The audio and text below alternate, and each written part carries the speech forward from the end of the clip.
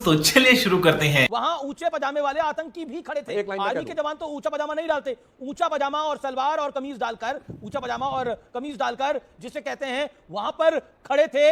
आतंकियों के साथ पाकिस्तानी सेना खड़ी थी। ये अपने आप में बहुत, ये लाइव विजुअल देखा गया है। आपसे पहले बोला कि आज हम लोग बैठे हैं देश की सेना की, जो सेना ने पराक्रम दिखाया है उसकी बात करने के लिए, उनकी तारीफ करने के लिए। लेकिन आपके अंदर से जो खून में जो राजनीति है ना, वो जाती नहीं है। अरे जब पूरा हिंदुस्तान आपके साथ खड़ा है, सरकार के साथ खड़ा है, फौज के साथ खड़ा है, फिर आप इधर उधर कहां भागते हो? मैं तो कोई बात नहीं करना चाह रहा हूं, मैं तो 20 गिना सकता हूं ना सरकार की कमियां। उत्तर प्रदेश में क्या हो रहा है मैं गिना सकता हूं ना, मैं नहीं गिनाऊंगा, क्योंकि आज हमारे 26 जो हमारी बहनें विधवा हुई थी, उनके खून का बदला लिया गया है, उनके सिंदूर का बदला लिया गया है। जिस तरह से उन्होंने हमारे भाइयों को शहीद किया था, हम उसके लिए यहां पे बैठे हैं। हम गिनाने नहीं बैठे कि पहले क्या हुआ था, नहीं हुआ था, कौन कहां गया, कौन कहां नहीं गया। आज पराक्रम जो हमारी सेना ने दिखाया, घुस के मारा है। बार से सर्जिकल स्ट्राइक में हमारी सेना ने अंदर जाकर एक टेररिस्ट कैंप को डिस्ट्रॉय किया था। बालाकोट में हम उससे एक स्टेप आगे गए, हमने लॉन्चिंग पैड को डिस्ट्रॉय किया।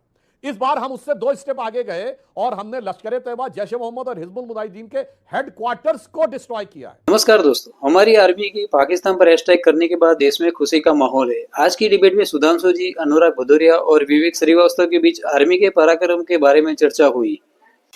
अनुराग भदौरिया का कहना था कि भाजपा को इसका क्रेडिट लेना नहीं चाहिए, ये हमारी सेना ने बहादुरी का परचम लहराया है।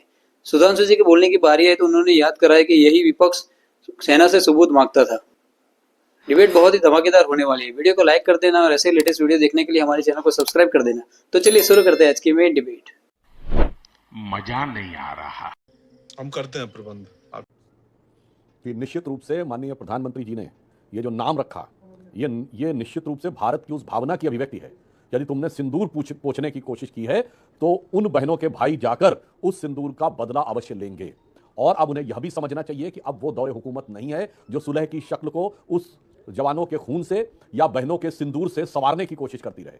अब हमें राजनीति की टेबल के ऊपर संवरती हुई सुलह की शक्ल नहीं देखनी है, जंग के मैदान पर उभरती हुई अपनी सेना की ताकत देखनी है। जिसे मैं पहले बता चुका हूं कि एक दौर था जब इनकी सरकारें रहती थी और इस प्रकार की बात रहती थी। हम लोग बचपन में वो गीत सुनते थे कि चीन छीन देश का गुलाब ले गया और ताशकंद में वतन का लाल सो गया, और ये सुलह की शक्ल को संवारते रहे, जीतने के बाद बाजी हारते रहे। उसी में एक आगे की पंक्ति थी कि सैकड़ों हमीद ईद पर नहीं मिले, ज्योति दीप ज्योति पर्व पर नहीं जले, और पुछ गए सिंदूर मौत चूड़ियां हुई, पुछ गए सिंदूर मौत चूड़ियां हुई, जो चले गए वो लौट कर नहीं मिले, वो जान दे के भारत मां पुकारते रहे, पर ये जीतने के बाद बाजी हारते रहे। मगर अब मोदी जी की सरकार है जो जंग की जीती हुई बाजी को राजनीति की बिसात पर हारने को तैयार नहीं। जी। बताया है पाकिस्तान को, हम धर्म देख के नहीं मारते, हम कर्म देख के मारते हैं। हम उन्हें मारते हैं जो आतंकी हैं और घुस के मारते हैं। इसलिए हम अपनी देश की सेना को बधाई देते हैं, धन्यवाद देते हैं कि उन्होंने हमारे जो ऑपरेशन सिंदूर है और हमारे जो बहनों का सिंदूर जिन्होंने उजाड़ा था, जिनकी वजह से उजड़ा था, उनके घर में जाके मारा है।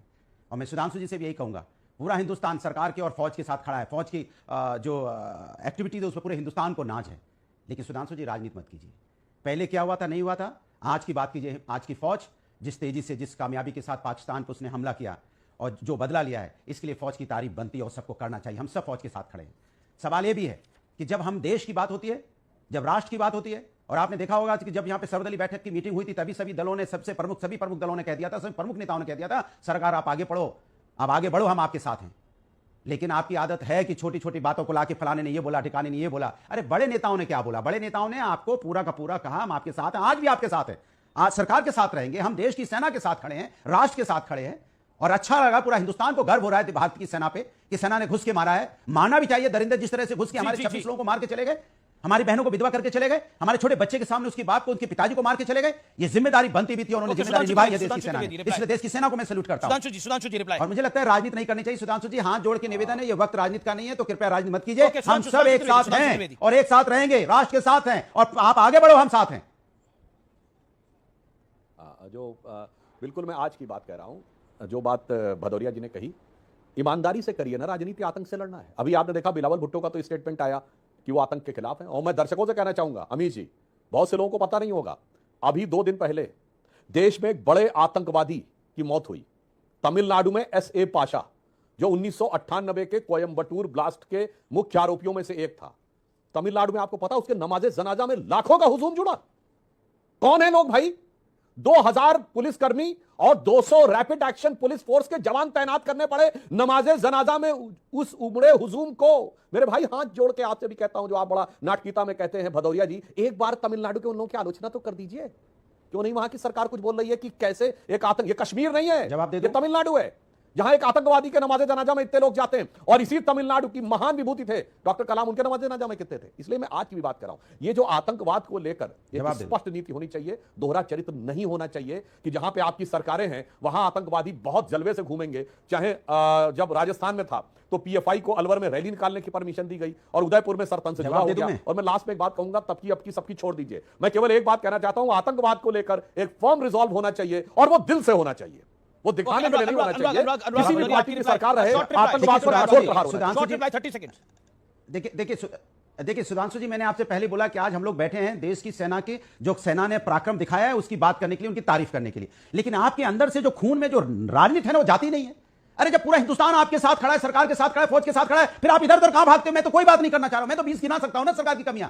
उत्तर प्रदेश में क्या हो रहा है मैं गिना सकता हूं ना, मैं नहीं गिनाऊंगा, क्योंकि आज हमारे 26 जो हमारी बहनें विधवा हुई थी उनके खून का बदला लिया गया है, उनके सिंदूर का बदला लिया गया है, जिस तरह से उन्होंने हमारे भाइयों को शहीद किया था। हम उसके लिए यहां पे बैठे हैं, हम किनारे नहीं बैठे कि पहले क्या हुआ था, नहीं हुआ था, कौन कहां गया, कौन कहां नहीं गया। आज पराक्रम जो हमारी सेना ने दिखाया, घुस के मारा है, घुस के मारा है पाकिस्तानियों को। इसलिए हम कह रहे हैं सेना पे हम गर्व करते हैं। हमारी बहनों का जो सिंदूर था, जो उजाड़ा था, उन्होंने हमारी बहनों के सामने आज उसका बदला लिया गया, इसलिए हम अपनी सेना पे गर्व करते हैं। लेकिन बात की बार-बार आप बार-बार की बातें करेंगे तो 20 बातें हम गिना सकते हैं, लेकिन हम नहीं गिनाएंगे। Okay, audio down. 26/11 मुंबई हमले के मास्टरमाइंड और लश्कर तैयबा के सरगना के 3 अहम ठिकानों पर अटैक हुआ है। 3 अहम ठिकानों को निस्तेनाबूद कर दिया गया है। सैयद सलाउद्दीन के इलाके को निस्तेनाबूद किया गया है, मसूद अजहर के इलाके को निस्तेनाबूद किया गया है। ये क्लियर कट है, यानी जो हुआ 26/11 में उस पर भी कार्रवाई हुई है। हमारे प्रधानमंत्री ने और हमारी सेना ने उस निर्देश के अनुसार बिल्कुल कहीं भी कोई सिविलियन क्या मिलिट्री एस्टैब्लिशमेंट को भी टारगेट नहीं किया, बिल्कुल केवल और केवल जो आतंकवादी ठिकाने थे उनको किया। परंतु यह कहना पूरी तरह मैं उचित नहीं मानता हूं, जो विवेक जी ने कहा। कर्नाटक कांग्रेस ने एक ट्वीट किया था हिंसा का, वो दिखाते हुए, जो बाद में डिलीट कर दिया। राशिद अल्वी ने बोला ऐसे मौकों पर ऐसे बयान देने से बचना चाहिए। डायलॉग की जहां तक बात है, 2014 में हमारी सरकार आने से पहले हमारी घोषित नीति थी और वो बाद में हमने उसको एस्टैब्लिश करके दिखाया कि आतंकवाद के साथ चलते हुए वार्ता कभी नहीं होगी। और ये 11 वर्ष ऐसे रहे, एकमात्र 11 वर्ष हैं आजादी के बाद आज तक जब पाकिस्तान से कोई औपचारिक द्विपक्षीय वार्ता, ऑफिशियल बायलैटरल डायलॉग नहीं हुआ। हाँ, मगर जो डायलॉग हुआ है वो जानते क्या हुआ है? अभी आपने दिखाया ना कि मरकज सुभान अल्लाह जो उनका हेडक्वार्टर था वो ध्वस्त कर दिया गया। तो एक जमाने में उधर से भी सुभान अल्लाह वाले कार्रवाई करते थे और यहां बैठ के अमन की आशा उड़ाने वाले भी सुभान अल्लाह करते थे। अब वक्त बदल गया है, वक्त यह बदल रहा है कि उधर वाले जो सुभान अल्लाह बोल रहे थे, अब वही धमाके के बाद या अल्लाह बोल रहे हैं। तो अब डायलॉग रियल सेंस में डायलॉग हुआ है कि सुभान अल्लाह से या अल्लाह की तरफ गया है। पहले दोनों तरफ से सुभान अल्लाह होता रहता था, अब वो डायलॉग समाप्त हुआ है। वीडियो को आखिर तक देखने के लिए धन्यवाद। वीडियो पसंद आया तो वीडियो को लाइक कर दीजिए और चैनल को जरूर से सब्सक्राइब कर दीजिए। तो चलिए मिलते हैं एक और धमाकेदार वीडियो में।